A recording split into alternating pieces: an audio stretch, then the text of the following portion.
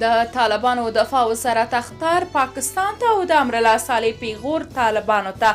جزئیات هم دې ویډیو کې وګورئ او چینل سبسکرایب کړئ. د طالبانو د دفاع وزارت ویاند عنایت الله خوارزمي ویلي چې پاکستان په ډیورنډ کرښې د غزنتال د لګولو حق نه لري. د هغه په وینا دغه تار د کرښې دواړو غاړو ته میشت یو قوم سره بیلوي او په اصولي او منطقي لحاظ ناسم عمل دی. د طالبانو دغه ویاند د څرګندونې په داسې مهال کړي چې په وروستیو څو ځله د افغانستان له مختلفو سیمو د طالبانو له خوا په ډیورنډ کرښې د غزنتار د شلولو خبر ورکړ شوی دی. د پاکستان د بهرنیو چارو وزیر شاه محمود قریشي پرون ژمنه وکړه چې د خپلو ګټو د خوندي کولو لپاره به له افغانستان سره په پوله کې د اغزن دیوال جوړولو ته دوام ورکړي.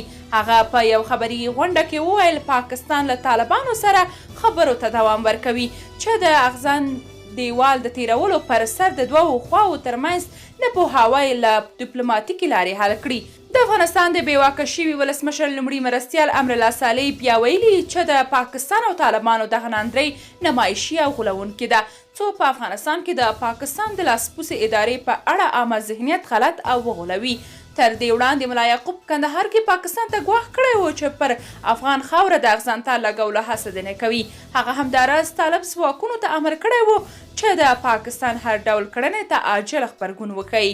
درنو لیدونکو، تاسو که د دې موضوع په اړه کوم نظر لرئ کومنټ کې شریک او چینل سبسکرایب کړئ.